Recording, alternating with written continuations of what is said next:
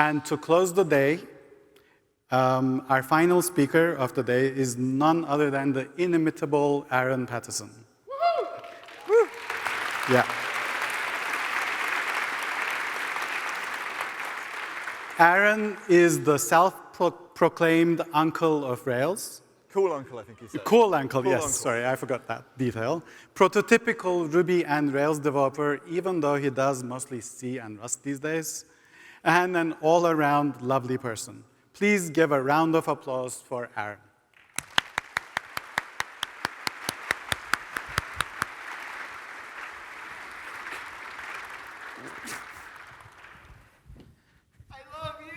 Oh, thank you, Wayne. Thank you, Ufuk. Thank you, Andy. I'm the fun uncle, is what I am. Just want to make sure that that's clear. The fun uncle.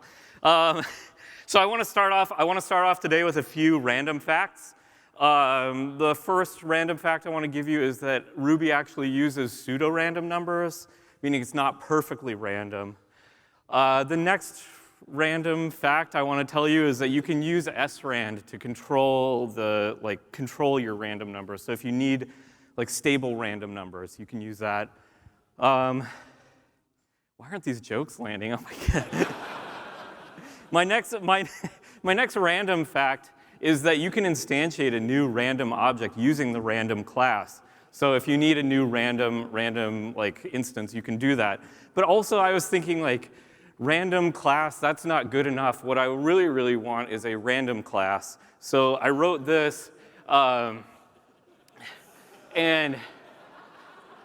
it gives you a random class. So, I mean, if somebody wants to package this up as a gem and release it, go for it, please. You can do this.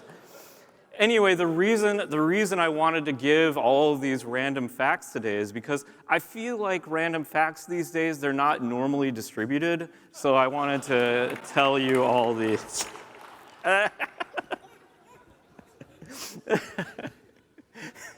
We still have an hour left, right? Okay. All right.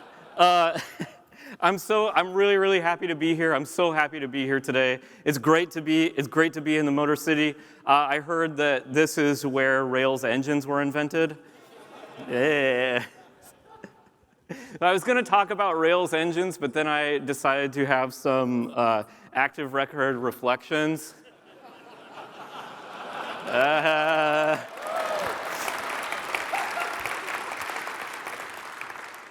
I have as many covers as Andy does, so I hope you're all prepared for this. I'm just kidding. I really, really enjoyed this conference. It was great to see Nadia's opening talk about her company, The Story Graph. It was a really, really inspiring presentation. Yes.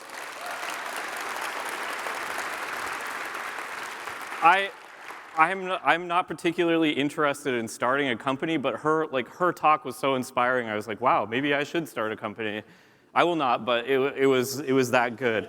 I really enjoyed the way that she used graphs to tell a story about her company. A story graph, if you will.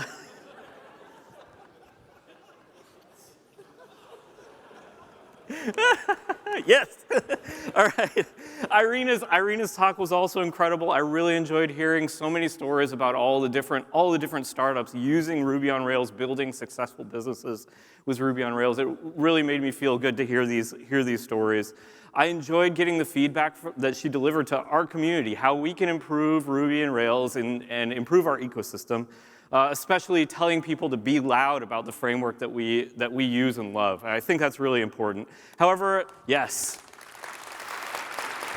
please.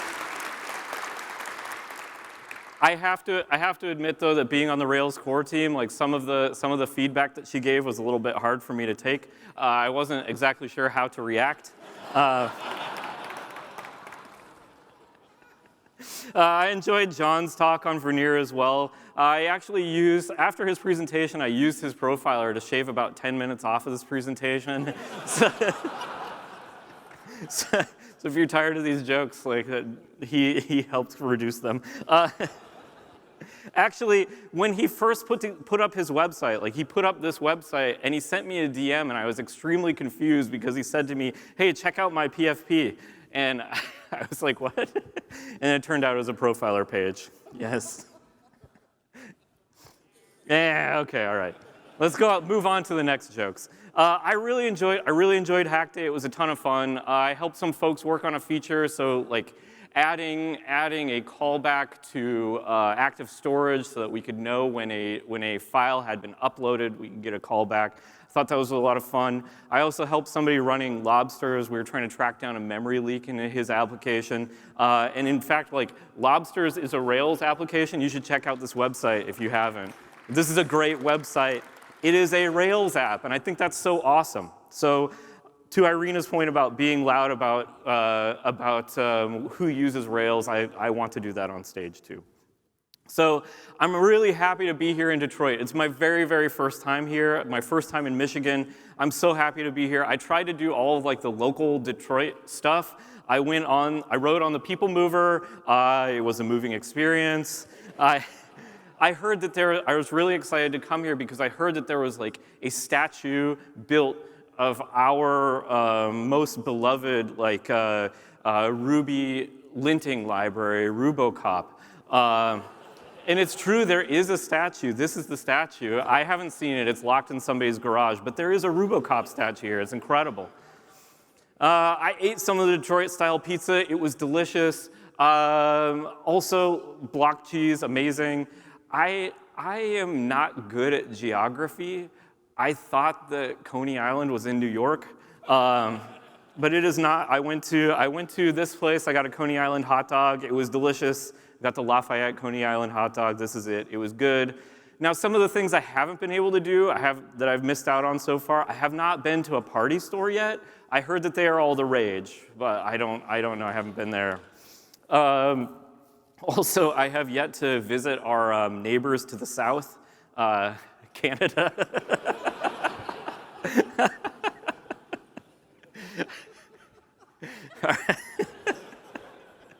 All right, my name is Aaron Patterson. I go by Tenderlove online. You can find me on the socials as that. I started a live stream. Like I've been doing a live stream on YouTube mainly as a way to amortize the cost of my green screen. So like. You know, also, I'm really proud of this live stream because they don't just give them to anybody. Like, I feel so happy about it. Anyway, please join me for the live stream, but don't forget to like, subscribe, and to comment below, of course. It really helps the channel, Like, we're only about 97,000 subscribers away from almost there, everybody. Anyway, I mostly stream about like Ruby internals and Rails internals and just different stuff I think is fun or exciting. And I absolutely take requests, so if there's stuff that you want to know about, like any type of Ruby or Rails internals things that you would like to know more about, let me know. I'm happy to stream about pretty much anything. I work for a tiny startup company called Shopify. I'm on the Ruby and Rails infrastructure team, and our team has about 36 people on it, and I measured that by looking at the number of people in the Slack channel, so I'm not exactly sure. I think that's the number. We're divided into 3 different teams: the Ruby infrastructure team, which focuses on developing the Ruby itself, the Ruby language. We're also divided into the Rails infrastructure team. They focus on the Rails side of things. And we also have the Ruby DX team, which is DX stands for developer experience. So it's kind of weird if you think about it, because we have like a language development team, a framework development team, and then like a developer experience team. But when you think about think about the responsibilities that each of these teams have, it's a very cohesive environment. What I mean is, like, it's good to have developer experience working closely with language developers and framework developers, because that way we can deliver the best experience possible for developers at Shopify and outside of Shopify. For example, the DX team works on language servers. They develop the Ruby LSP. as well as the Rails plugins for the Ruby LSP. They do lots of work on IRB. So any places where developers are like interacting with the language, they're touching that.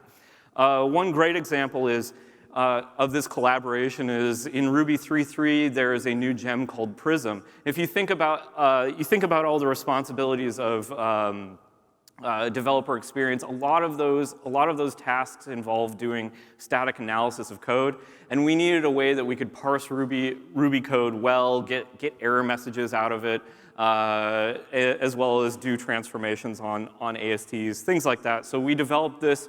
Well, Kevin developed this parser called Prism. It's really easy to use. You can just like parse some code, you get back an AST, and you can work with it. Build any tools on top of it that you want to. And this is an example of how the DX team works so well with the language and framework teams. I talked a lot about developer experience last year, and it's so last year, but it's also this year as well as the following years too. But this year, I want to talk more about the other teams' speed specifically. Our teams are responsible for increasing speed, and I think about that like as increasing developer productivity as well as like increasing the speed of the language and the framework. So today I'm going to talk about Rails stuff, like Rails stuff that we've been working on and Ruby stuff that we've been working on as well. So the first thing I want to talk about is Rails stuff. I'm going to talk about a couple changes in Rails, things that are coming up in future releases. So the first thing I want to touch on has any of you heard of the Ruby tag? You know this in HTML? Yeah, we've got a couple folks in the audience. Okay, so this is what it looks like. So it's just an HTML tag, and what it's used for is it's used for pronunciation. So in this case, we're displaying some kanji characters, some Chinese characters, and then we display how you actually pronounce those characters. When you render it, it looks like this. So it has little text above each of the Chinese characters to tell you how to pronounce them. And we're actually adding a Ruby tag helper to Rails. Like this is the Ruby tag helper. You can use this with Rails so that you can have Ruby on Rails. This tag helper is coming in future as well as previous and current versions of Rails. All right, so let's stop the bullshit now. Maybe. All right, so the first feature I want to touch on is enabling widget in production by default. This is the title of the pull request.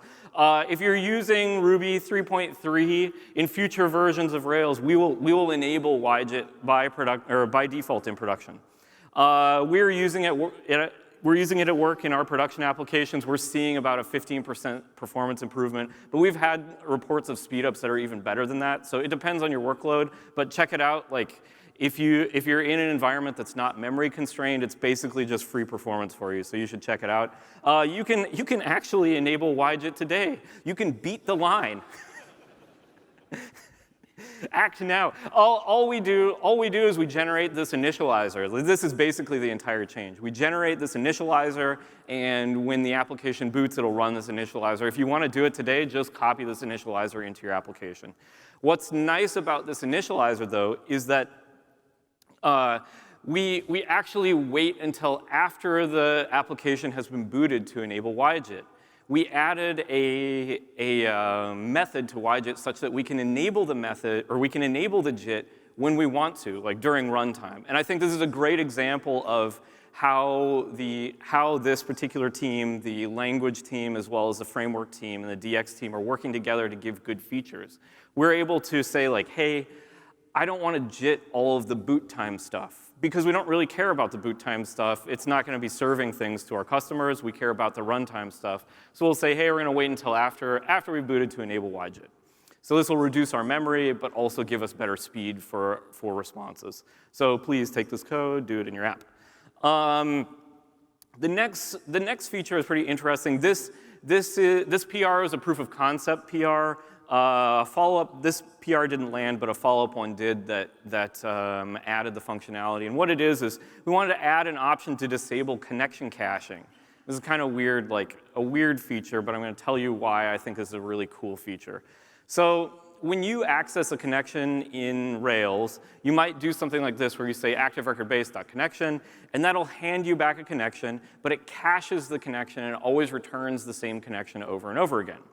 What this feature is, this feature will make this method raise an exception so that you can't do that. And what we want you to do is migrate to this particular code. You say like with connection, you get a block, it gives you the connection, you use the connection, and then it passes the connection back. So the problem with the previous API is that we don't actually know when you're done with that connection, so we can't hand it off to any other threads to use. If you use this block form, then we actually know when you're done with the connection, and we can give it to somebody else. You can read about the configuration setting here, but basically all it does is it just changes that method to raise an exception if you try to use the method, or you can have it emit a warning so you can like slowly migrate. But I have to really stress here, like if you use that method, that connection method, and you're happy with the way that your application works, don't change anything. It's really, really fine for you to do this. Go ahead and do that. The point behind this, feature is like why would we want this? The reason we want it is for applications that have high concurrency and parallelism. So for example, let's say we have some code that looks like this. This is my like really poor Puma web server or something.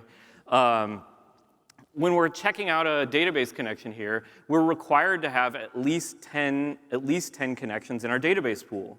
And unfortunately, like in this particular code example, we're not using that connection for the entire lifetime of the thread. We're doing some work, and then we get the connection, then maybe we do some more work, but we only use that connection for a very short time. So we could reduce the number of connections we have open to the database, but we can't do it in this case because we don't know when you're going to be done with it. So what we prefer is that you use with connection, then you can do all of your code inside, anything with the connection inside this block, then we know that other threads are free to use that connection. Now, hopefully, you won't even need to care about this because you're probably using Active Records APIs. If you're just going through Active Record objects, we already do all of this stuff for you, so you don't even really need to worry about it. The main use case for this change is for you to find places that are using too many connections and then reduce the number of connections that you need to your database. But again, like I really have to stress, if you're happy, change nothing. It's great. Just keep going on with your life. It is fine. Now, I want to talk about, we're going to dive into something here. We're going to talk about concurrency and parallelism in Ruby. This is going to be a whirlwind tour. I'm sorry. I like low-level stuff, and that is what we will talk about today. I want to talk about specifically C Ruby. We're not talking about JRuby or other implementations. I am on the Ruby core team, not the JRuby core team, so I'm biased. But I want to give you a fact here. No CPU-bound code in C Ruby can run in parallel, period, except for the exceptions. One exception is inside of Raptors, which we're not going to cover today, and they have to be inside the same process. So if you have one process, CPU-bound code cannot run in parallel, no matter what you do. So let me give you an example here. Here we're building, I feel like this is a very common use case in our field, is we're building a Fibonacci as a service. This code cannot be run in parallel. It just cannot be. If we wrap all of these with threads, our code will not get any faster. This will not improve speed whatsoever. If we wrap it with fibers, this will also not run in parallel. It will do nothing. This will run in the same amount of time.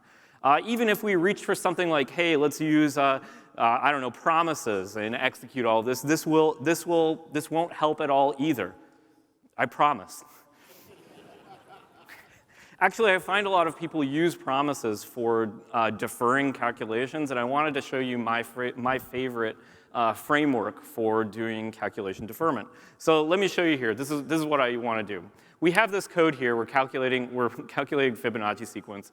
We have our fib20 there, and we want to defer that calculation until after we've done the other work. Okay?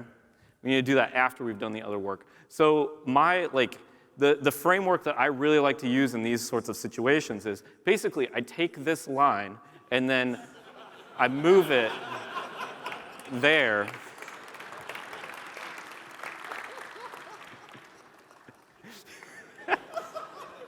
Yes. I really, really like this technique. The reason I like it is it's easy to debug, it's easy to refactor, it's easy to read. So please, I really encourage you to use this move code around technique. So the next time you want to reach for some sort of parallelization like framework or something, think about what I'm telling you. CPU-bound code cannot run in parallel, so if you need to defer the calculation, maybe just refactor. So we have all these parallelization tools, but I just told you none of this code can run in parallel, so what the heck is all this stuff for? I said earlier, no CPU-bound code runs in parallel, and this is the key word here. No CPU-bound code runs in parallel, but I/O-bound code absolutely will run in parallel. So what we want to do is, when we're building our Fibonacci as a service, instead of actually calculating Fibonacci, what we want to do is call out to another service that calculates Fibonacci. So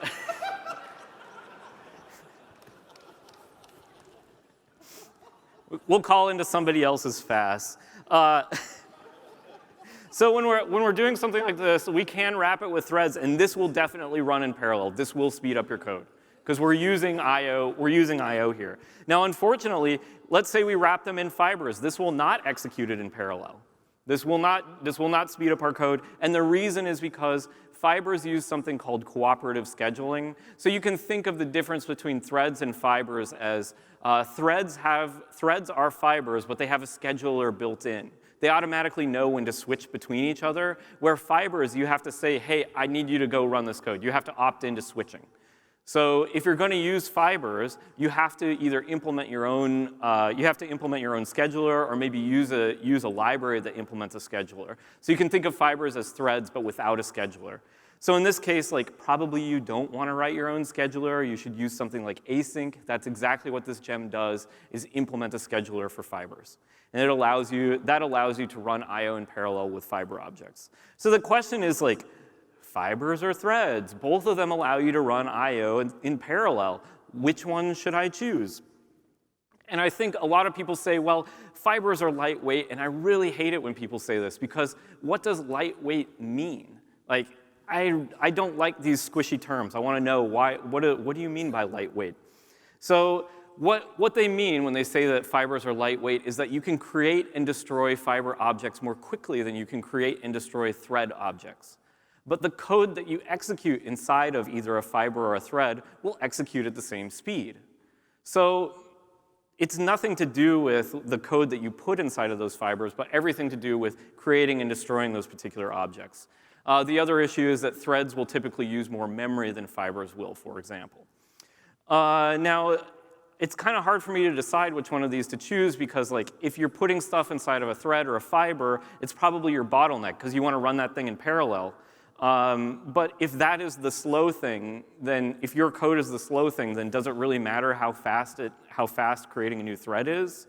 So you have to kind of make this decision. Do I want to import another library for scheduling, or do I just want to use a thread? And if this is making your head spin, it also makes my head spin as well. So here are some guidelines that I like to go by when trying to figure out which one of these to use. First, if you have a CPU-bound problem, refactor your code. If you have a few database queries that you need to do, use threads. Or even better, don't use threads. Use this method called load async. And I'm going to stop here for a second, because I want you all to go read this article on load async. What this is for is, if you have an active record object, you're doing an active record query like user.where, blah, blah, blah, blah, blah. If you tack on a load async to that, it'll actually do that query in a background thread for you automatically. So you don't need to worry about thread management whatsoever. Now, let's say in the case I have thousands of connections. I need to handle tons and tons of connections. Like, I'm building a chat server. That's what I'm doing. There's only two apps. There's Fibonacci servers and chat servers. That's it. If we have tons of connections, then use fibers, something like async or Falcon. So how does all this stuff relate to the original feature that I was talking about? Well, when I was talking about whether we could use fibers or threads or whatnot, at the very beginning of the process was figuring out whether or not our application is I/O bound or CPU bound. Are we building a FAS, or are we building a FTOCAYN? And the truth is, none of us are building applications like that.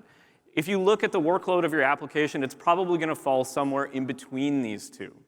And if you're building an app in between these two areas, like you can probably optimize the number of database connections that you do, because some of your requests are going to be mostly CPU, and some of your requests are going to be mostly I/O, or a mix of them. So it's possible for you to use this feature in order to serve more requests with fewer database connections. So you can share those connections among threads. So the next thing I want to talk about is the work we've been doing in the Ruby sphere. Our team works on YJIT. It is a JIT compiler built into Ruby. As I said, our Rails app in production uses YJIT, and that is our main target. Like that Rails app is our main target for speeding things up. Coming in Ruby 3.4, we're working on a register allocator, and I'm not going to go into the details of this too much because it is way too much. I don't have time to do that. But basically what it does is when we're building, our Fibonacci as a service. I don't know why I use Fibonacci for all these examples. I think I stole this one from John. Anyway, when you're working with local variables, for example, this Fibonacci function, it's using local variables for doing calculations. These local variables, we save and read values in memory. So whenever we save a value, we have to save that value into the computer's memory. And when we read the value, we have to read that back out of the computer's memory. And going to memory is actually very slow. We do not want to go to memory. Instead, what we would like to do is we would like to keep those values inside of registers because they're very close to the CPU, and we can use those much quicker. So that's going to be coming in Ruby 3.4. But the point of this, this stuff is very, very cool, but as I said, we're not focusing on benchmarks like Fibonacci at all. We are really, really focusing on Rails applications. And I also mentioned we're seeing about 15% speed improvement, but what's really cool is, since we're targeting such a big application like this, we're able to make really good improvements within the ecosystem as a whole. So I want to show an example. We wrote a protobuf library called protobuf. It is a pure Ruby protobuf parsing library, and Maxime is going to be giving a presentation about this at RubyKaigi next week. But what's really cool is we are able to, this is comparing our pure Ruby protobuf library with Google's protobuf library that is written in C. We're able to outperform their library by 9 times. So we are 9 times faster.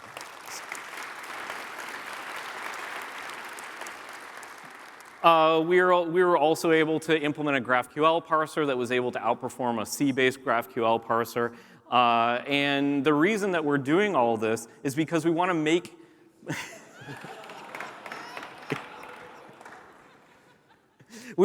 Ruby performance so good that you don't need to reach for languages like C or Rust or something else. We want to make it so good that you're just staying in Ruby all the time. The next thing I want to talk about is object shapes. We introduced this technique in Ruby 3.2, but we've made some improvements on it in Ruby 3.3, and I want to highlight those improvements. But first, I'm going to go over what object shapes are and how they work, and then we'll see what the problems are and how we fix those problems. So instance variables in Ruby are stored in an array. So we store all of those in an array, but clearly, like when you're writing your code, you don't write an array index in your code, you write a name. You write the name of the instance variables. We have to have a way to map that name to an index, an array index. And the thing that we use for doing that is object shapes. So we use object shapes to map these names to indices. This technique uses a very large tree data structure. We call this tree data structure the shape tree. And I'm going to show you how this tree works. So let's say we have an object like this, a node object. It sets a few instance variables, color, key, left, and right. And the way that this works is all objects start out at the root of this shape tree. So we say when we first allocate this node, it's going to start here at 0, at the root of the shape tree. So we'll allocate node, and when we go to assign an instance variable, we're going to say, well, OK, we're going to assign the color instance variable, and we're going to follow an edge in that tree called color. So we'll follow that edge, and that'll transition the node object to shape number 1. And we're going to repeat this for each of the instance variables. So when we set key, we're going to follow the key edge and go to shape 2. Same with left, we'll follow the left edge, go to shape 3, and then with right, we'll go to shape 4. Each node in this tree has an ID, and that ID is associated with the object as we add instance variables to the object. Now let's imagine that we have a second class over here, node 2. It's very similar to the first class, but we set the instance variables in a different order. So we'll set color, it'll follow that same path. It starts off at 0, goes to 1. Then we'll set key, it goes to 2. But now we have to set the instance variable right, and we don't have an outgoing edge with the name right. So we'll actually create a new node, link that in with an outgoing edge called right, and we'll follow that. And then this node has no children, but we have to assign the left instance variable, so we'll create a new node with an outgoing edge called left. Now, the thing to know about this is it means that many objects can share the same shape. We saw during that process, those two objects at certain points had the same shape. The only thing that the shape tree cares about are the instance variable names and the order in which they were set. So if I can give you a pro tip in your applications, it is try to set instance variables in the same order in your objects. Now, as I said earlier with active record-based connection stuff, if you like the way your app is written, don't change it. You don't need to do this. But if you want to, like this can help your performance. So I want to step through this process once more, but we're going to look a little bit more in detail. So again, we'll start off, we're going to initialize this object. We'll start off at shape 0 once we've entered the initialize method. We'll follow this down, and we're going to set the color method. We're starting here with an empty tree. Before we had a full tree, now we're going to start with an empty tree. When we set the color instance variable, we have to check, like, was this instance variable set before? Because if it was, we'll have to reuse that index. But we're at the root shape here. So we've never set this before, so we'll create a new node with an outgoing edge of color, and we'll set the instance variable at 0 on that with that value. Now we're going to do the same thing for key. So we say, all right, have we ever set the key instance variable before? Because if we have, we need to reuse its index. So we check, is key equal to color? No, it is not. We go up to the root node, we know that we're done. Say, okay, we've never set this before, so we're going to add a new node. So we do that. And then we have the left instance variable. Again, we have to check, have we set the left instance variable before? So we'll check, well, is key equal to left? No. Is color equal to left? No. So we add another node. And I hope you can see where we're going with this. We have to do the same thing with right. So when we set right, we have to check all the way up the tree. Have we ever set this value before? Go, Keynote, yes. And no, we haven't, so we'll create a new node.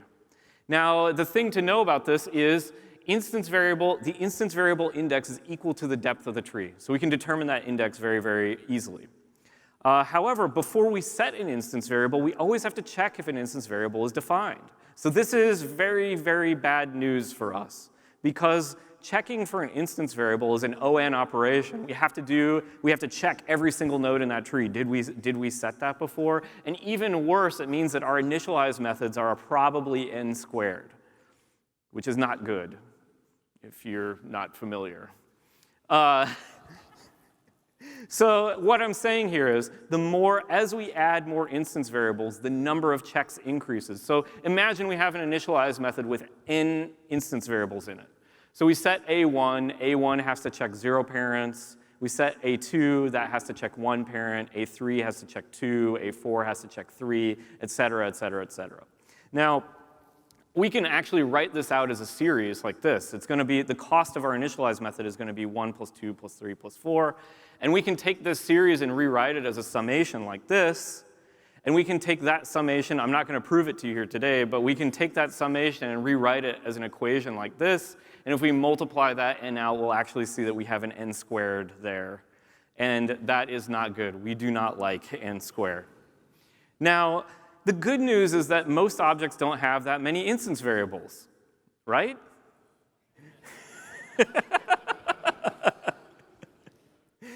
Better news, we have inline caches. Better news. So we're going to talk about inline caches here for a minute.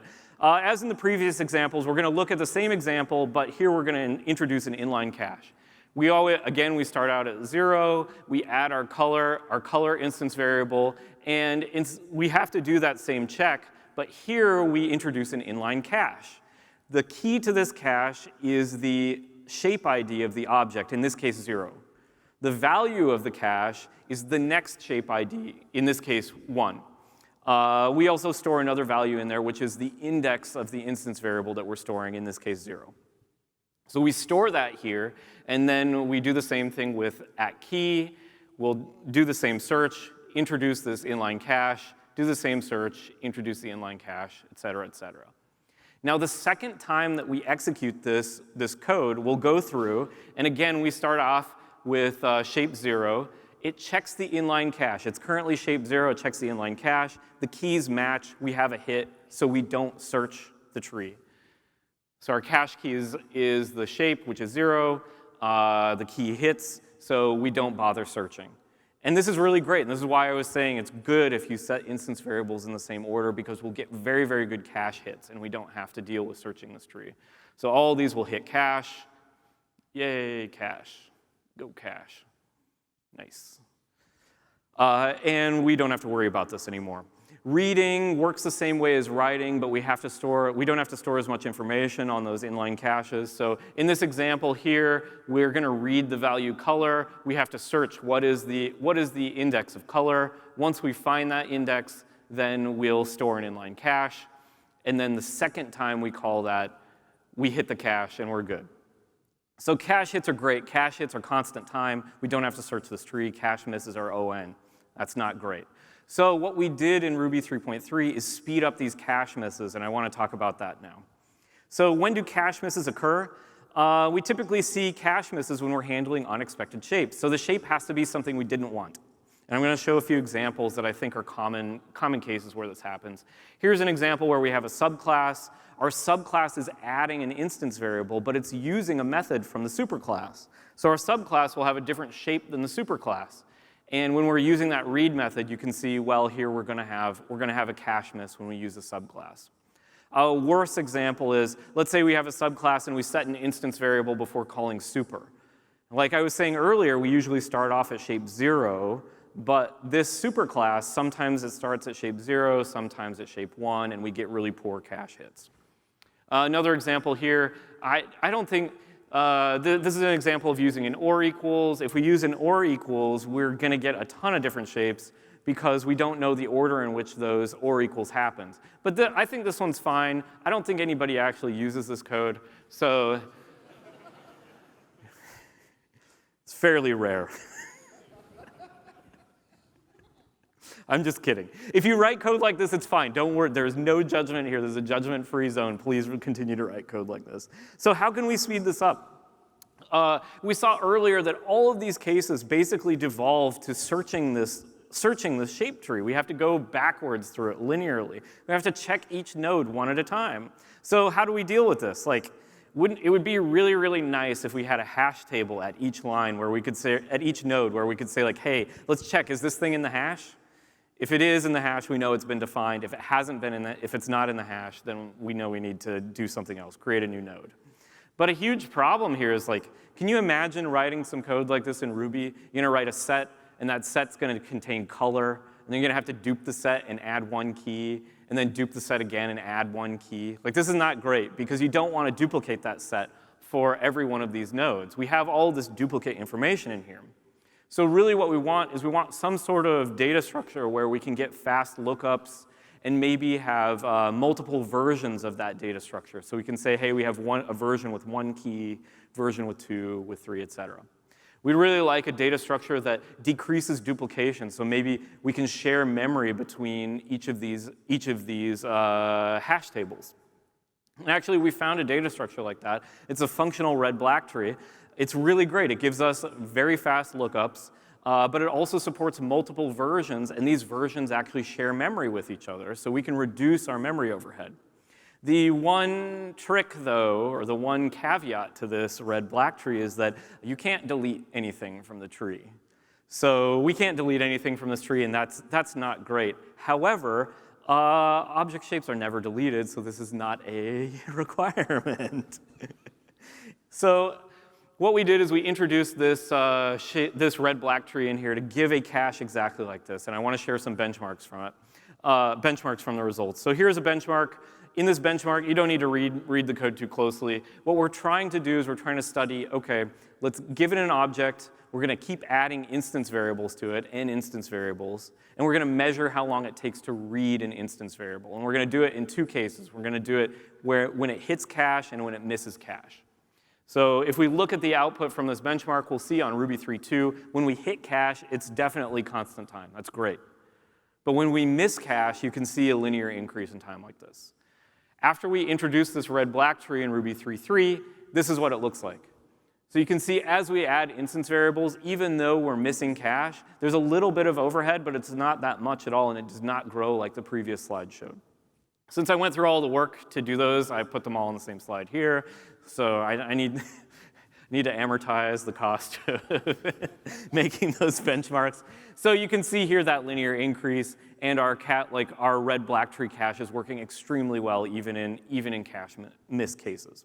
Let's look at the same example here, changing reads to writes. Exactly the same, but we're going to write an instance variable. You can see here on Ruby 3.2, again, like cache hits, constant time, cache misses, we have ON time. Then on Ruby 3.3, it's looking great here. Very little overhead when we miss caches. Now I want to do one more example.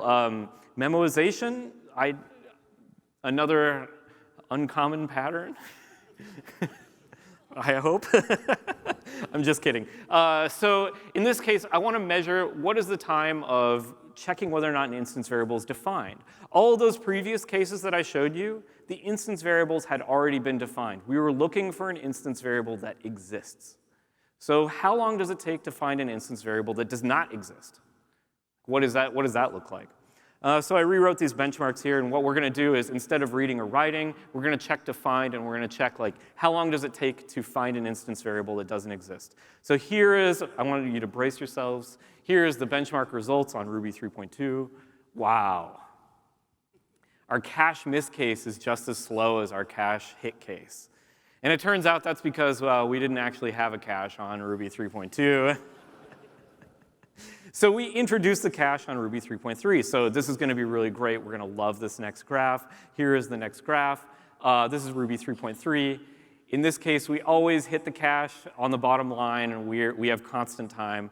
But then when we miss the cache, it increases linearly, which is not exactly what I had anticipated when writing these slides. And it turned out it's because we forgot to add the red-black tree. It was not using it.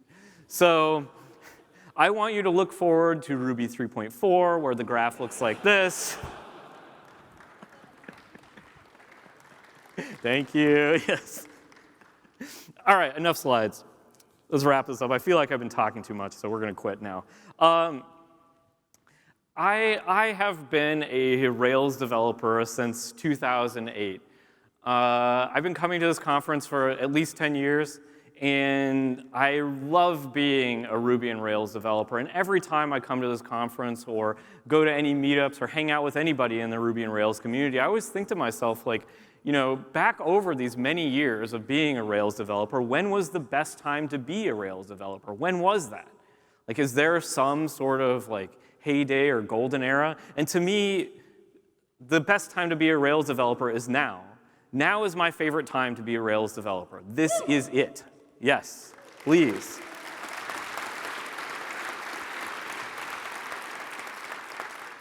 Every year, we're making the language and the framework faster, we're getting more efficient, and we're having much more fun. I'm very, very sad that next year will be the last RailsConf.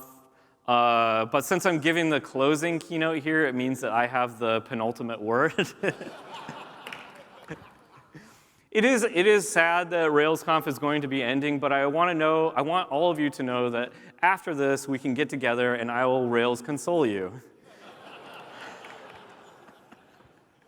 But don't worry. Even though RailsConf is ending, we can DB migrate to another conference instead. I want to thank you so much. It's an honor for me to be part of a friendly community that fosters an environment of learning and fun. It was great to give a presentation in front of all of you today. I hope that I will actually have the final word next year. That would be awesome. But thank you so much.